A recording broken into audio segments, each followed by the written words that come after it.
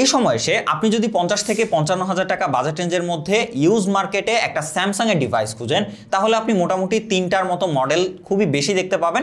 একটা হচ্ছে স্যামসাং এর S22 আলট্রা, একটা হচ্ছে স্যামসাং এর S23 প্লাস, আর একটা হচ্ছে স্যামসাং এর S24। সো এই 3টা ডিভাইস অলমোস্ট 55,000 টাকার একটু প্লাস একটু মাইনাস এর মধ্যে কিন্তু আপনারা পাবেন। সেদিকে যদি আমরা একটা শর্ট কম্পেয়ার করি, সেখানে আপনারা S22 আলট্রাতে দেখতে পাবেন প্রচুর পরিমাণে গ্রিন লাইন রয়েছে। আবার যদি আমরা S24 নিয়ে কথা বলি, সেখানেও কিন্তু আপনারা বেস ভেরিয়েন্টে ব্যাটারি ইস্যু, হিটিং ইস্যু আরও টুকটাক কিছু ইস্যুতে পড়তে পারেন। তবে যদি এর মাঝামাঝি সেগমেন্টে যাই, সেখানে আমরা দেখতে পাবো এই স্যামসাং এর S23 প্লাস। অ্যান্ড আজকের ভিডিওতে আমরা কথা বলবো এই স্মার্টফোনটি নিয়ে। সো আপনার বাজেট যদি এই 55,000 টাকার আশেপাশে হয়ে থাকে এবং আপনি যদি একটা স্যামসাং এর ডিভাইস বা ফ্ল্যাগশিপ একটা ডিভাইস এক্সপিরিয়েন্স করতে চান, তাহলে আমি বলবো আজকের ভিডিওটি অবশ্যই আপনার জন্য ইম্পর্টেন্ট। ভিডিও শেষ পর্যন্ত আমাদের সাথেই থাকবেন এবং যদি ভিডিওটা আপনার কাছে ইনফরমেটিভ মনে হয়, অবশ্যই একটা লাইক করবেন, চ্যানেলটি সাবস্ক্রাইব করবেন। ইনশাআল্লাহ আমাদের যেহেতু 35,000 সাবস্ক্রাইবার পূরণ হয়ে গেছে, আমরা কিন্তু কিছুদিনের মধ্যে একটা বড়সড় গিভঅ্যাওয়ের আয়োজন করব আপনাদের জন্য। সেই পর্যন্ত সাথেই থাকুন, পাশেই থাকুন। চলুন শুরু করা যাক। যেহেতু আমরা ফোনটির কোনো ইনডেপথ রিভিউ করতেছি না বা একদম প্রথম লঞ্চ রিভিউ করতেছি না, সেক্ষেত্রে আমরা এটার একদম ভালো দিক, খারাপ দিক এবং হাইলাইট পার্টগুলো নিয়েই কথা বলবো। ডিজাইন এবং বিল্ড কোয়ালিটির দিকে গেলে স্টিল এই ফোনটা কিন্তু আপনাকে বেশ ক্লাসি এবং ফ্ল্যাগশিপ একটা ডিজাইন অফার করবে। এবং বিল্ডের কথায় আসলে এটা কিন্তু যথেষ্ট প্রিমিয়াম একটা বিল্ড কোয়ালিটি আপনাকে অফার করবে। সামনে পেছনে both glass, Corning gorilla glass Victus 2 এর প্রোটেকশন থাকছে, IP69 ওয়াটার এবং ডাস্ট রেসিস্ট্যান্ট সার্টিফাইড থাকছে। আবার এটার ফ্রেমটাও অ্যালুমিনিয়াম। সো সব দিক থেকে খুবই প্রিমিয়াম এবং ফ্ল্যাগশিপ একটা ফিল পাবেন আপনারা এই ফোনটা হাতে নিয়ে। ডিসপ্লের দিকে আসলে ফোনটাতে আপনারা 6.6 ইঞ্চির স্যামসাং এর নিজস্ব ডাইনামিক 2x অ্যামোলেড ডিসপ্লে দেখতে পাবেন, যেটাতে 120 Hz refresh rate, HDR10 plus এর সাপোর্ট রয়েছে। এই ফোনটা আমরা ইনডোর আউটডোর সব জায়গাতেই ব্যবহার করেছি। এর ভিজিবিলিটি ইস্যু নিয়ে কোনো রকম কোনো প্যারা খেতে হয়নি, একদম ডিরেক্ট সানলাইটেও। তার পাশাপাশি স্যামসাং এর ডিসপ্লের কোয়ালিটি নিয়ে আসলে এখানে বলার তেমন কিছু থাকে না, কারণ ওয়ার্ল্ডের বেস্ট টাইপের ডিসপ্লে কিন্তু তারাই বানিয়ে থাকে এবং এইখানেও কিন্তু তার ব্যতিক্রম আপনারা পাবেন না। খুবই জোস এবং প্রিমিয়াম একটা এক্সপিরিয়েন্স পাবেন এই ডিসপ্লেতে। এর ভিউইং এক্সপিরিয়েন্স কিন্তু যথেষ্ট প্রিমিয়াম। তার পাশাপাশি ডিসপ্লের যে বেজেল, সেটাও কিন্তু খুবই ন্যারো বলা যায়। সো ওভারঅল সব কিছু মিলিয়ে এর ডিসপ্লের কন্টেন্ট ওয়াচিং এক্সপিরিয়েন্স বা আপনি যদি HDR কন্টেন্ট দেখেন, সেইখানে আপনি কিন্তু জোস একটা এক্সপিরিয়েন্স পাবেন এর ডিসপ্লের ভিজিবিলিটি নিয়ে। তার পাশাপাশি এই ডিসপ্লেতে কিন্তু 120 Hzটা খুবই ফ্লুয়েন্টলি এক্সপিরিয়েন্স পাবেন আপনারা।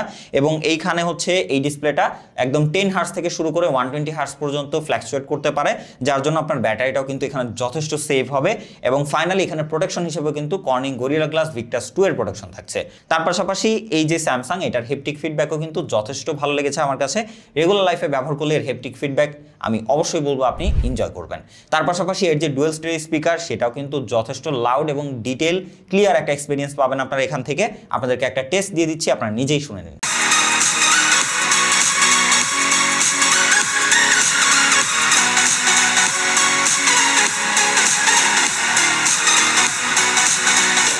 সিকিউরিটির দিকে গেলে ফ্রন্ট ক্যামেরা দিয়ে আপনারা ফেস আনলক দেখতে পাবেন। তবে স্যামসাং এর ফোনগুলো ডে লাইটে খুবই ভালো কাজ করে ফেস রিকগনাইজেশন, বাট এটা যদি অন্ধকার হয়ে যায় তখন কিন্তু মিসম্যাচ করে। তবে মিসম্যাচ করে না এর আল্ট্রাসনিক ফিঙ্গারপ্রিন্টটি। জাস্ট হাতের ছাপটা বসাবেন, ইনস্ট্যান্টলি আনলক হয়ে যাবে। এইটা একদম 100% ফাস্ট অ্যাকুরেট। সফটওয়্যার দিকে গেলে এখানে আপনারা স্যামসাং এর One UI পেয়ে যাচ্ছেন এবং তাদের One UI কতটা স্টেবল, কতটা ফ্লুয়েন্ট, কতটা একটা ইউজার ফ্রেন্ডলি এক্সপিরিয়েন্স দেয়, এইটা আসলে বলার অপেক্ষা রাখে না। এই বাজেটে বা আপনি যে বাজেটেই নেন, এর One UI কিন্তু আপনাকে স্টিল অ্যান্ড্রয়েড জগতে বেস্ট একটা UI এক্সপিরিয়েন্স দিয়ে থাকবে এবং এইটাতেও আপনারা তাই পাবেন। উইথ এইখানে কিন্তু UFS 4.0 স্টোরেজ সাপোর্ট রয়েছে, LPDDR5X র্যাম রয়েছে। সব কিছু মিলিয়ে এইটা আপনাকে রেগুলার লাইফে একদম বাটার স্মুথ একটা এক্সপিরিয়েন্স দিবে স্টিল। এটা দিয়ে আপনি যদি ব্রাউজিং করেন, খুব বেশি মাল্টিটাস্কিং করেন, তারপরে অনেক বেশি কন্টেন্ট ওয়াচিং করেন বা যে কোনো কাজবাজ করেন, এইটা দিয়ে কিন্তু আপনি যথেষ্ট প্রিমিয়াম একটা এক্সপিরিয়েন্স পাবেন এর UI এর জন্য। তার পাশাপাশি প্রসেসরও কিন্তু এখানে flagship Snapdragon 8 Gen 2 made for Galaxy support পাচ্ছেন আপনারা। সো এইটা আসলে মোটামুটি 8 Gen 2ই বলা যায়। তারা মেড ফর গ্যালাক্সি দিয়ে একটু মার্কেটিং এবং তার পাশাপাশি হয়তো একটু টুইক করেছে এদিক সেদিক। সেখান থেকে আমরা AnTuTu স্কোর কিন্তু অলমোস্ট 14.5 লাখ থেকে 15 লাখের আশেপাশেই পেয়েছি। সো বলাই যাচ্ছে এইটা আপনাকে একটা ফ্ল্যাগশিপ এক্সপিরিয়েন্স প্রোভাইড করবে এবং এর UI, RAM management, UFS storage সব কিছু মিলিয়ে এইটা আপনাকে খুবই প্রিমিয়াম এবং তার সাথে খুবই ফ্ল্যাগশিপ একটা এক্সপিরিয়েন্স প্রোভাইড করবে। ফোনটিতে আপনারা পাবজি গেম প্লে করলে দেখতে পাবেন স্মুথে 120 FPS এর সাপোর্ট রয়েছে, একদম বাটার স্মুথ গেম প্লে ছিল। তবে হ্যাঁ, লং টাইম গেমিং করলে এই ফোনটা যথেষ্ট পরিমাণে হিট জেনারেট করে, অ্যারাউন্ড 40-42 ডিগ্রি পর্যন্ত যেতে দেখেছি, এবং সেইখানে গিয়ে কিন্তু অ্যাকশন মোমেন্টগুলোতে আমরা ফ্রেম ড্রপ দেখতে পেয়েছি, মানে ফ্রেমটা অনেকটা কমে যায়, সেটা অলমোস্ট 60-70-এর এখানেও নেমে যায়। তো সেক্ষেত্রে আমি বলবো যে হ্যাঁ, এটা দিয়ে একদম 100% ডেডিকেটেড আপনি গেমিংয়ের জন্য নিতে পারবেন না, তবে এই ফোনটা দিয়ে যদি আপনি গেমিং করেন সেখানেও বেশ ভালো একটা এক্সপিরিয়েন্স পাবেন আপনারা রেগুলার লাইফ ব্যবহারের ক্ষেত্রে এবং গেমিংয়ের ক্ষেত্রেও। এর পাশাপাশি আমরা এখানে optimize game call of duty খেলেছি, সেখানে ম্যাক্সড আউট গ্রাফিক্সে কিন্তু আমরা যথেষ্ট স্ট্যাবল FPS পেয়েছি এবং যথেষ্ট ভালো গ্রাফিক্স এবং গেম প্লে পেয়েছি লং টাইম গেমিং করেও। এবং আমরা সিপিইউ থ্রটলিং টেস্টে দেখতে পেয়েছি মোটামুটি 76% স্ট্যাবিলিটি রয়েছে। তো সেক্ষেত্রে আপনারা বুঝতেই পারছেন যে এটা যে খুব বেশি আপনাকে বাজে এক্সপিরিয়েন্স দিবে তা না, এটা যথেষ্ট ক্যাপাবল, যথেষ্ট পাওয়ারফুল একটা প্রসেসর।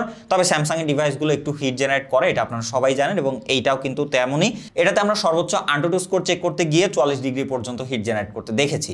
আবার হেভি অ্যাপ্লিকেশন বা ক্যামেরা অ্যাপ্লিকেশনে গিয়ে কিন্তু আমরা এত পরিমাণে হিট জেনারেট করতে দেখিনি, বা হিটের কারণে ফোন অফ হয়ে যাচ্ছে বা এটা ওই অ্যাপ্লিকেশন থেকে বের করে দিচ্ছে, এমন কোনো প্রবলেম কিন্তু দেখিনি। ক্যামেরা সেগমেন্টে ফোনটা রেয়ারে রয়েছে triple camera setup, main camera 50 megapixel, 10 megapixel telephoto এবং 12 মেগাপিক্সেলের আলট্রা ওয়াইড লেন্স। প্রথমত পিকচারের কথা বললে ডে লাইটে আপনারা জোস ডিটেল এবং শার্প পিকচার পাবেন এই ফোন থেকে, এবং এক্সপোজার ব্যালেন্স ও ডাইনামিক রেঞ্জ এক্সিলেন্ট মেনটেন করতে পারে স্যামসাং বরাবরই। এটা কিন্তু আমি প্রত্যেক ভিডিওতেই বলে থাকি, এটা আপনি ছবির ক্ষেত্রে হোক বা ভিডিওর ক্ষেত্রে প্রত্যেক জায়গাতেই দেখতে পাবেন। তাদের কিন্তু যে প্রসেসিং, এইটা ভাই একদম ব্রিলিয়ান্ট লেভেলের। শ্যাডো এরিয়াতেও কিন্তু আমরা যথেষ্ট ভালো লাইটিং ম্যানেজ দেখতে পেয়েছি এবং সেখানেও যথেষ্ট ডিটেলের পরিমাণ ভালো ছিল। তার সাথে সাথে স্যামসাং এর যে কালার, সেটা কিন্তু আমরা একটু স্যাচুরেটেড দেখতে পাই, যেটা চোখের দেখাতে খুবই ভালো লাগে সবার, এবং আশা করি যে কারোর পছন্দ হবে, এবং একদম রেডি টু আপলোড। মানে আপনি যদি এডিট না করার ঝামেলা নিতে চান, তাহলে জাস্ট এটা দিয়ে ছবি তুলবেন এবং আপলোড করবেন, তাহলে কিন্তু হয়ে যাবে, আপনার এডিট করার কোনো প্রয়োজনই পড়বে না। এবং আলট্রা ওয়াইডের দিকে গেলে সেখানেও আমরা ডিটেল, এক্সপোজার ব্যালেন্স এবং বাকি সবকিছু অলমোস্ট এর মেন সেন্সরের কাছাকাছি যেতে দেখেছি। ওভারঅল আপনি খুবই এনজয় করবেন এইখানের প্রত্যেকটা লেন্স, কারণ এই ফোনটা নিলে আপনাকে একই সাথে সব লেন্স কভার করছে, ultra wide lens, main lens, এবং এখানে একটা টেলিফোটো লেন্স রয়েছে, যেটা আপনাকে ডিজিটালি 30x জুম দিবে এবং অপটিক্যালি 3x পর্যন্ত জুম ক্যাপাবিলিটি দিচ্ছে। সেখানে বলতেই হচ্ছে আপনি এই ফোনটা থেকেই একদম সকল ফোকাল লেন্থ কিন্তু এক্সপেরিয়েন্স করতে পারবেন। দিনের পাশাপাশি রাতের বেলাতে আমরা এক্সিলেন্ট রেজাল্ট পেয়েছি এই ফোনের ক্যামেরা থেকে। একদম ডার্ক লাইটেও কিন্তু আমরা যথেষ্ট ভালো প্রসেসিং এবং ভালো এক্সপোজার পেয়েছি, তবে সেটা অবশ্যই নাইট মোডে যদি আপনি ছবি তোলেন তাহলে। সেখানে আমরা যথেষ্ট ডিটেল দেখতে পেয়েছি, একদম ডার্ক সাইডে টুকটাক নয়েজ গ্রেনের দেখা পেয়েছি, আদারওয়াইজ ফ্লেয়ার মেনটেনও কিন্তু যথেষ্ট অ্যাগ্রেসিভ ছিল। সেক্ষেত্রে একটু কন্ট্রাস্টি এবং এক্সপোজার ভালো মতো মেনটেন করার কারণে হাইলাইটটাকেও বেশ ভালো মেনটেন করতে পারে। সব মিলিয়ে রাতের ছবিতেও বেশ এক্সিলেন্ট একটা এক্সপিরিয়েন্স পাবেন আপনারা এই স্যামসাং এর S23 প্লাস থেকে। এর 12 মেগাপিক্সেলের ফ্রন্ট ক্যামেরাটাও কিন্তু আপনাকে একদমই ফ্ল্যাগশিপ একটা এক্সপিরিয়েন্স দিবে। সেখানে আমরা এইটা থেকে যথেষ্ট ডিটেল এক্সপোজার দেখতে পেয়েছি, বেশ ভালো ডাইনামিক রেঞ্জ মেনটেন করতে পারে। আপনি যদি একদমই হাইলাইটের এগেনস্টে গিয়ে ছবি তোলেন, তাহলে দেখতে পাবেন খুবই ভালো ডাইনামিক রেঞ্জ মেনটেন করতে পারে, প্রসেসিং যথেষ্ট ভালো। কালার টোনটাও কিন্তু স্ক্রিনটা অ্যাজ ইট ইজ দিয়ে থাকে, একটু ব্রাইট আপ করে, এটা দেখতে বেশ ভালো লাগে। আদারওয়াইজ স্ক্রিন টোনটা কিন্তু খুব একটা চেঞ্জ করতে দেখিনি আমরা, অ্যাজ ইট ইজ একটা আউটপুট দিয়ে থাকে। সবকিছু মিলিয়ে ফ্রন্ট ক্যামেরাটা কিন্তু অবশ্যই আপনাকে একটা ফ্ল্যাগশিপ এক্সপিরিয়েন্স দিবে এই ফোনটাতেই। পোর্ট্রেটের দিকে গেলে এখানে আপনারা 1x থেকে 3x পর্যন্ত ফোকাল লেন্থ পাবেন, এবং এইটা কিন্তু ব্রিলিয়ান্ট লেভেলের একটা এক্সপিরিয়েন্স আপনাকে দিবে। এই বাজেটে যদি আপনি অন্যান্য যে কোনো ফোনের সাথে তুলনা করলেন, এইটা কিন্তু একদম বেস্টের কাতারেই থাকবে। এবং এইখানে যে ডিটেল, সেটা কিন্তু যথেষ্ট শার্প আপনারা দেখতে পাবেন, মোটামুটি নর্মাল ক্যামেরার মতোই। তার পাশাপাশি সেখানে কিন্তু আমরা এজ ডিরেকশন একদম প্রিমিয়াম লেভেলের দেখতে পেয়েছি, এবং ব্যাকগ্রাউন্ড সেপারেশন, ব্যাকগ্রাউন্ড ব্লার, সেখানেও কিন্তু আমরা যথেষ্ট ন্যাচারাল একটা ব্লার দেখতে পেয়েছি। সবকিছু মিলিয়ে পোর্ট্রেটের দিকে কিন্তু এইটা আপনাকে বেস্ট একটা আউটপুট দিয়ে থাকবে। বিশেষ করে 3x একদম DSLR লেভেলের একটা আউটপুট পাবেন, মানে মোটামুটি খুবই ভালো একটা এক্সপিরিয়েন্স পাবেন আপনারা পোর্ট্রেট থেকে। এবং পোর্ট্রেটের ছবির পাশাপাশি আপনারা ভিডিও করতে পারবেন, এবং সেখানে আপনারা 4K 30 FPS এর সাপোর্ট পাচ্ছেন, এটাও কিন্তু জোস একটা ব্যাপার। এর রেয়ার ক্যামেরা, ফ্রন্ট ক্যামেরা দুইটা দিয়ে আপনারা পোর্ট্রেট ভিডিওতে 4K 60 FPS এর সাপোর্ট পাবেন, এবং সেখানেও কিন্তু আমরা যথেষ্ট ভালো ডিটেল, তার সাথে সাথে এজ ডিটেকশন এবং ব্যাকগ্রাউন্ড ব্লার দেখতে পেয়েছি, এবং সেগুলো প্রত্যেকটা ইউজেবল ছিল। এবং আপনারা যদি এই ফোনের একটা ডেডিকেটেড ক্যামেরা ভিডিও রিভিউ দেখতে চান, অবশ্যই আমাদের এই ভিডিওর কমেন্ট বক্সে আপনারা কমেন্ট করে জানাবেন, তাহলে আমরা এটা দিয়ে শুধুমাত্র ভিডিওগ্রাফিতে একটা আপনাদেরকে এই যে পোর্ট্রেট রয়েছে, এই পোর্ট্রেট ভিডিওতে একটা কন্টেন্ট বানানোর ট্রাই করব। আদারওয়াইজ যদি আমরা নর্মাল ভিডিওর কথা বলি, সেখানে আমরা 4K 60 FPS এর পাশাপাশি রেয়ার সেন্সরে 8K 30 FPS এও ভিডিও সাপোর্ট পাবো। তো সেক্ষেত্রে আপনারা ট্রাই করলেও করতে পারেন 8K, বাট আমি মোটামুটি 4K নিয়ে কথা বলি, যেহেতু সব ডিভাইসে 4K প্লেয়েবল এবং তার সাথে সাথে 4Kটাই ক্যাপাবল। তো সেক্ষেত্রে এটার 4K 60 FPS প্রত্যেকটা lens, front camera, rare camera, ultra wide সব দিয়েই করতে পারবেন, এবং সেখানে আপনারা আপনারা এক্সিলেন্ট লেভেলের এক্সপিরিয়েন্স পাবেন। আপনারা যদি ডে লাইট এটা দিয়ে ভিডিও করেন, এক্সপোজার ব্যালেন্স খুবই ভালো, একদম স্টাক করে রাখে, খুব একটা কিন্তু ফ্ল্যাকচুয়েট করতে দেখবেন না আপনারা এক্সপোজার। তার পাশাপাশি যে কালার সেটাও কিন্তু মোটামুটি একদম ফিক্স রাখতে পারে, কালার শিফটিং খুব একটা আপনারা দেখতে পাবেন না। আদারওয়াইজ এর যে স্ট্যাবিলাইজেশন সেটাও কিন্তু বেস্ট লেভেলের বলবো আমি এই বাজেটের মধ্যে, খুবই ভালো স্টেবল ভিডিও আউটপুট দিতে পারে। আমরা একদম হেঁটে চলে ভিডিও করে দেখেছি, সেক্ষেত্রেও কিন্তু আমরা বেশ ভালো সিনেমাটিক টাইপের বা গিম্বল টাইপের একটা এক্সপিরিয়েন্স পেয়েছি এর একদম রেয়ার ক্যামেরা থেকেই।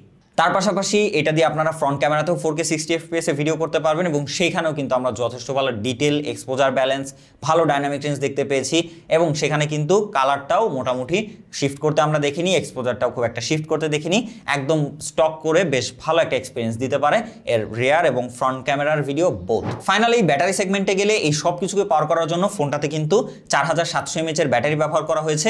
এইখানে এসে বেস ভেরিয়েন্টগুলোর থেকে আপনি অবশ্যই অনেকটা বেনিফিট পেয়ে যাবেন, কারণ বেস ভেরিয়েন্টের স্যামসাং ফোনগুলোতে আমরা ব্যাটারি অনেক কম দেখতে পাই, 4000 নিচেও দেখতে পাই।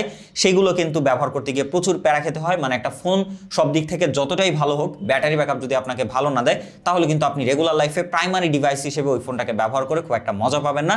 তবে এইটা কিন্তু সলভ হয়ে যায় এই প্লাস ভেরিয়েন্টগুলোতে এসে, কারণ এখানে 4700 mAh ব্যাটারি এবং তার সাথে সাথে অপটিমাইজ ইউআই মিলে অলমোস্ট 5.5 থেকে 6 ঘন্টার মতো স্ক্রিন অন টাইম দিতে পারবে। এবং যদি আপনি নর্মালি ব্যবহার করেন তাহলে ইজিলি আপনি সারাদিন পার করে ফেলতে পারবেন এর ব্যাটারি ব্যাকআপ দিয়ে। সো সেক্ষেত্রে বলতেই হচ্ছে যে এই ফোনটাতে এসে কিন্তু এইটার যেই না নেওয়ার কারণ সেটা খুব একটা আপনারা খুঁজে পাবেন না। ওভারঅল সব কিছু কিন্তু ফিক্স করে দিয়েছে। তার পাশাপাশি যদি আমরা একটু গ্রিন লাইন নিয়ে কথা বলি, S23 সিরিজে এখনও তেমন একটা গ্রিন লাইন দেখতে পাইনি, প্লাস ভেরিয়েন্টে তো একদমই না। আদারওয়াইজ নেটওয়ার্ক নিয়েও কোনো প্রবলেম নাই। এই ফোনটা আপনারা একটা ফিজিক্যাল সিম, একটা ই সিম বা দুইটা ফিজিক্যাল সিম সব ভেরিয়েন্টেই পাবেন। সো এটা আপনারা চয়েস করে নিজেদের দরকার অনুযায়ী আপনারা কিনে নিতে পারেন। তো সব কিছু মিলে এই হচ্ছে এই ফোনের অবস্থা। তো আমি যদি বলতে চাই যে এই বাজেটে যদি আপনি হচ্ছে রিসেন্টলি মানে 55,000 টাকার এই মুহূর্তে যেহেতু পাওয়া যাচ্ছে এই ফোনটা, সো ওই বাজেটে যদি আমি আশেপাশে এই মুহূর্তে অন্যান্য ফোনগুলোর সাথে তুলনা করে দিই তাহলে কিন্তু এই S23 প্লাসটা নেওয়া, আপনি যদি একটা স্যামসাং লাভার হয়ে থাকেন তাহলে বেশ ভালো একটা ডিসিশন হতে পারে।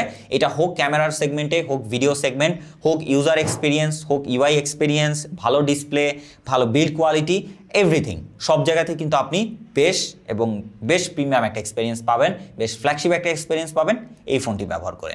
সো আমাদের আজকের ভিডিও এই পর্যন্ত, দেখা হচ্ছে নেক্সট কোনো ভিডিওতে। সেই পর্যন্ত ভালো থাকবেন, সুস্থ থাকবেন, খোদা হাফেজ।